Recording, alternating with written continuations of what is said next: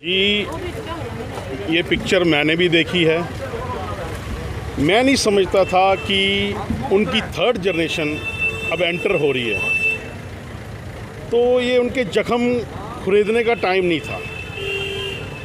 दो सोसाइटियों को head rate जिसको बोला जाए बांटने का काम किया उस डायरेक्टर ने। ये सबसे पहले तो मैं कहना चाहूँगा इसमें एक जो है सच्चाई दर्शाई गई है। अगर कश्मीरी पंडितों पे अत्याचार हुआ था तो उनके जो जितना भी जो सच था वो इस मूवी के माध्यम से बताया गया है। मैं ये कहना चाहूँगा कि कुछ अलग कौम के लोग कह रहे हैं कि भाई हमारे ऊपर भी अत्याचार हुए थे, तो आज तक उनकी फ़िल्म भी बननी चाहिए थी। अगर हैदर जैसी मूवी अगर इंडिया में रिलीज़ हो सकती है तो द कश्मीर फाइल्स को क्या प्रॉब्लम है? मैं नहीं समझता कि ये कोई राइट टाइम था दिखाने का। जो भी हमारे देश के युवा हैं इसको ज़्यादा से ज़्यादा देखें ताकि उनको भी सच्चाई पता लगे कि किस तरह से कितना गलत जो कश्मीरी पंडितों के साथ उस टाइम हुआ था। नो डाउट फिल्म देख के तो मेरा भी सीना बड़ा जोश में आया कि इतना, लेकिन क्या ज़रूरत थी इतना डीपली दिखाने की। मैं नहीं समझता कि ये कोई राइट टाइम था दिखाने का। ये तो एक सच्चाई दिखाई गई है, लेकिन हमें सबसे बड़ा दुख यही कि हमारे उधमपुर में कोई थिएटर ही नहीं है। ये फिल्म हमने कटरा जाके देखी और अभी भी आपको मैं सच्चाई बताऊं, फिर देखने का दिल कर रहा है। और ना ही जो भी डायरेक्टर फिल्म बनाते हैं, मैं नहीं चाहता कि इस किस्म की फ़िल्म बनाई जाए। दो कम्युनिटियों में जो आगे ही आपको पता है क्या हालात हैं, कुछ ना कुछ माफ़ करना मैं बोल रहा हूँ, कुछ ना कुछ प्रतिबंध होने चाहिए गवर्नमेंट ऑफ इंडिया की तरफ से। सर इस फिल्म को समझता हूँ बड़ी लेट किया उन्होंने। उनकी थर्ड जनरेशन में बोल रहा हूँ कि अभी आए हैं। इससे ज़्यादा तो 47 में हुआ था। मैं भी एक रिफ्यूजी परिवार से हूँ। मेरी दादाजी जब कहानियाँ सुनाते थे तो उनकी आंखों में आंसू रुकते नहीं थे। नो डाउट कि वहाँ इतना कुछ हुआ है, लेकिन क्या ज़रूरत है दिखाने की? मेरा कहने का मतलब किस लिए दिखाना है मैं नहीं समझता। आप अगर हिस्ट्री में जाओ तो 47 में इससे ज़्यादा हुआ है। मैं भी उनकी थर्ड पीढ़ी से हूँ। और अगर प्रधानमंत्री जी ने दिखाना था, मैं नहीं कहता उन्होंने गलत किया, कुछ अच्छा किया, लेकिन शुरू में ही दिखा देना चाहिए था। तब भी माननीय प्रधानमंत्री जी तब भी किसी ओहदे पे होंगे जब ये हुआ था, तो तब क्यों नहीं इतनी देर किस लिए की? क्या मानते हैं सर? नहीं, मैं ये नहीं कहता, जिनके साथ बीती है उनको ही पता होगा। मैंने तो सिर्फ फिल्म देख के मैं बोल रहा हूँ कि मेरी हालत इतनी ख़राब हो गई है, तो उन पे जो बीती होगी उनका क्या हाल हुआ होगा। लेकिन मेरा कहने का यही मतलब है कि इतना डीपली नहीं दिखाना चाहिए जिससे हालात और ख़राब हों। मेरा ये मानना है कि बैलेंस्ड, जिस डायरेक्टर ने भी बनाई है थोड़ा बैलेंस्ड होना चाहिए, ताकि अगर अब 47 दिखाने की बारी आ जाएगी, क्या हुआ था 47 में, तो नया 47 पैदा हो जाएगा। इसलिए मेरे पॉइंट ऑफ व्यू से मैं चाहता हूँ कि ऐसी चीज़ों को इतनी वो नहीं दिखाना चाहिए। बड़ा नहीं, पता नहीं क्या बीत रही होगी उन पे जिनके साथ हुआ था, जिन परिवारों ने। आप बताइए। मैं नहीं समझता कि मैंने पहले बोला आपको, लेकिन अपनी अपनी सोच है। मैं नहीं समझता कि इतना डीप दिखाना चाहिए था। मैं नहीं समझता, बड़ी देर कर दी इन्होंने दिखाने में, बड़ी देर। जय हिंद। पिक्चर आई है, सबसे पहले तो मैं कहना चाहूँगा इसमें एक जो है सच्चाई दर्शाई गई है। अगर कश्मीरी पंडितों पे अत्याचार हुआ था तो उनके जो जितना भी जो सच था वो इस मूवी के माध्यम से बताया गया है। मैं ये कहना चाहूँगा कि कुछ अलग कौम के लोग कह रहे हैं कि भाई हमारे ऊपर भी अत्याचार हुए थे, तो आज तक उनकी फ़िल्म भी बननी चाहिए थी। अगर हैदर जैसी मूवी अगर इंडिया में रिलीज़ हो सकती है तो द कश्मीर फाइल्स को क्या प्रॉब्लम है? और दूसरी बात यह है कि मैं कहना चाहूँगा कि जो भी हमारे देश के युवा हैं इसको ज़्यादा से ज़्यादा देखें ताकि उनको भी सच्चाई पता लगे कि किस तरह से कितना गलत जो कश्मीरी पंडितों के साथ उस टाइम हुआ था। हमने खुद देखा हुआ है कि हमारे उधमपुर में जो सुभाष स्टेडियम था पूरा का पूरा टेंटों में तब्दील हो गया था और उनको रेफ्यूजी बन के वहाँ पर रहना पड़ रहा था। कितनी मुश्किलों का सामना उनको करना पड़ रहा था।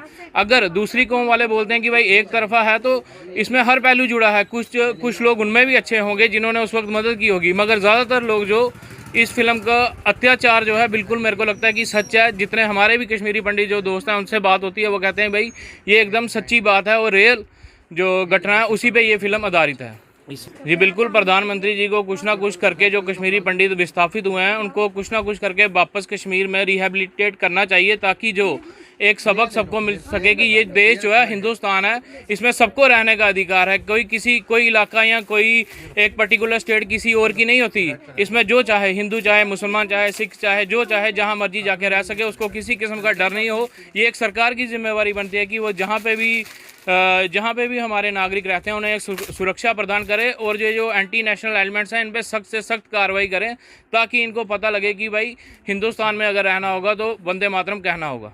आप बात कह रहे हैं ना कि भाजपा के साथ कोई ट्रैक्टरी, ऐसी कोई बात नहीं। ये तो एक सच्चाई दिखाई गई है, लेकिन हमें सबसे बड़ा दुख यही कि हमारे उधमपुर में कोई थिएटर ही नहीं है।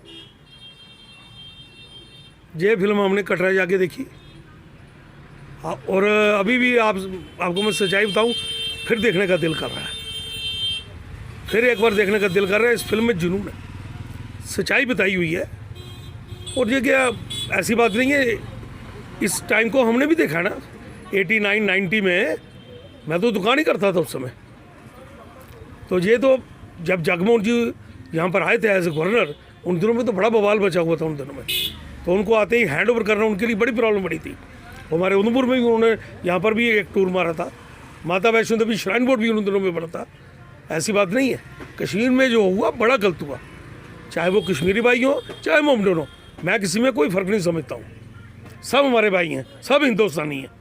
लेकिन कुछ राजनीति लोग उल्टे पुल्टे बयान देते हैं अपने वोट बैंक की राजनीति के लिए। हमें उनसे कोई फ़र्क नहीं पड़ता। जैसे कि मोदी जी ने कहा कि ये सच्चाई बताने की बात है, इसमें कोई दो राय नहीं है। मैं कल देख रहा था, कल एक वीडियो आई, देख के मैं दंग रह गया। आज तक किसी थिएटर में कभी ऐसा नहीं हुआ होगा कि लोग नेशनल फ्लैग लेके भारत माता की जय कह के थिएटर के अंदर फिल्म देखने जा रहे हैं। ये पहली बार हुआ है। लोगों को देखना चाहिए, ये देख के हमारी भी छाती चौड़ी होती है। वाकई यार, बंदे ने फिल्म बनाई है, उसने दुनिया को एक सच्चा चेहरा बताया। अब सच्चाई से जो लोग सामना नहीं कर पाएंगे उस पर हम क्या कहेंगे। किसी को दिखता अच्छा, किसी को दिखता बुरा, लेकिन जो सच्चाई है सच्चाई है। कश्मीरियों का पालन तो हुआ। उस समय मेरी दुकान पे इतने लोग आए थे कुर्ता पजामा लेने के लिए, मैं आपको बता नहीं सकता। हमने जिस भाव आया था लोगों को उसी भाव दिए थे। आज भी मुझे याद है। कहने का मतलब बड़ी बुरी हालत थी। कितने कैंप बने, उधमपुर में कैंप बने, कुछ लोग दिल्ली चले गए, कुछ लोग जहाँ जिसकी बेचारे की सेटलमेंट हुई चले गए। अब हम गवर्नमेंट से यही रिक्वेस्ट करते हैं, इन लोगों को दोबारा कश्मीर में बसाया जाए, कोई अच्छे तरीके से इनको काम दिए जाए। बाकी मेरी गवर्नमेंट से यही अपील है कि इस फिल्म पर जो बनी है लोगों को आंखें खोलने के लिए बनी है, इस पर राजनीति नहीं होनी चाहिए। ये कि ह्यूमन पर्सनैलिटी है, ह्यूमन नहीं बनाई है, ह्यूमन नहीं देखनी है। उसका रिजल्ट दुनिया खुद दे रही है।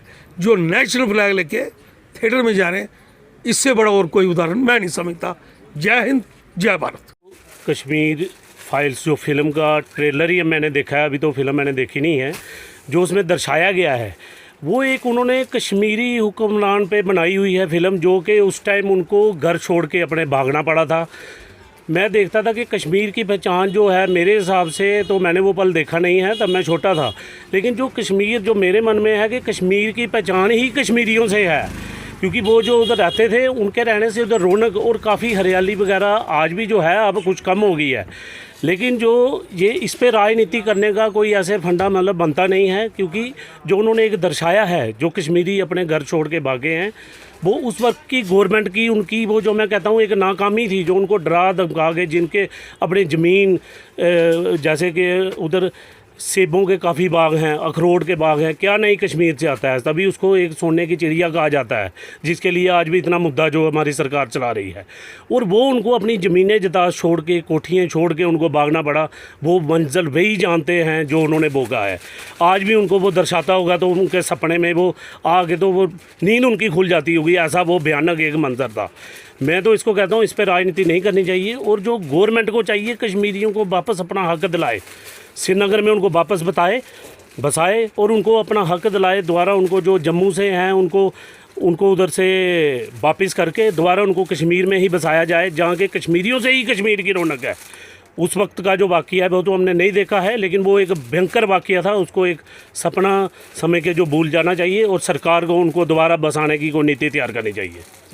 देखिए, जो उन्होंने महिला ने अगर वो किसी मतलब डायरेक्टर के पाँव छुए, क्योंकि ये एक पहली उन्होंने ऐसी एक लॉजिक फिल्म जो बनाई जो कि उन पे अत्याचार हुए थे उस टाइम पे, और उसको दर्शा के वो फिल्म एक बनी है, तो जिसके ऊपर ये बीती है उसको रोना तो आएगा जी। वो आज भी जो देखेगा, मैंने तो देखा था इसमें न्यूज़ में ही मैंने देखा था कि जो वो फिल्म देख रहे थे उसका जो ट्रेलर, तो वो रो बैठे उधर बैठे, क्योंकि उनको जिनके ऊपर बीती है, आज भी वो कुछ शख्स ऐसे जिंदा हैं जिन्होंने ये आप बीती देखी, और आज उनको फिल्म के माध्यम से ये याद आ गया, और उनके अंदर की जो आत्मा जाके रोना तक उनको आ गया। ठीक है, तो मैंने ये मूवी देखी कटरा जाके, लेकिन ये है कि इसमें बिल्कुल सच्चाई बताई हुई है। जो कश्मीरियों के ऊपर जो भी अत्याचार वगैरह उनके ऊपर उस टाइम पे जो भी उनके ऊपर अत्याचार हुए, वो सब इस फिल्म में दिखाया है, सब रियलिटी है। आप इसको देखें ज़रूर। मतलब ये कश्मीरियों के ऊपर जो अत्याचार हुए हैं, जो उन्होंने उग्रवादियों ने जो उनके साथ किया, उनकी औरतों के साथ किया है, वो सब इस फिल्म में दिखाया हुआ है, और भी इनको सबको देखना चाहिए। ये जो उनके ऊपर उस टाइम पे जो पता नहीं उन्होंने कैसे बर्दाश्त किया होगा ये सब, और उन्होंने अपना घर बाहर सारा कुछ छोड़ के वो वहाँ से निकले थे। एक अपना घर छोड़ के वहाँ से निकलना बहुत ही मुश्किल काम है। एक इंसान अपना घर बड़ी मुश्किल से बनाता है। ये फ़िल्म ज़रूर देखें, ये बिल्कुल इमोशनल मूवी है, मतलब आप देखें उसको। और मैं तो कहती हूँ सरकार को कि मतलब ये टैक्स फ्री होनी चाहिए मूवी, और सारे के सारे लोग देखें इसको, ज़रूर देखें। कपिल शर्मा को तो इस मूवी के लिए मना करना नहीं चाहिए, क्योंकि ये तो रियलिटी के ऊपर बेस की हुई है ये फ़िल्म। तो ये तो कपिल शर्मा का खुद की वो गलत उसकी वो है कि अगर हम उनको देखते हैं तो उनको भी रियलिटी देखनी चाहिए कि श्रीनगर में क्या क्या हो रहा था, उनके ऊपर कितना अत्याचार हो रहा था। अगर कश्मीरियों के ऊपर अत्याचार हो रहा है तो वो सबको देखना चाहिए, क्योंकि एक आम लोगों पे कितना अत्याचार किया जा सकता है और कितना वो सहन कर सकते हैं। तो इससे तो मुझे लगता है कि हमें भी फिर कपिल शर्मा का शो नहीं देखना चाहिए, उनको भी बॉयकॉट करना चाहिए।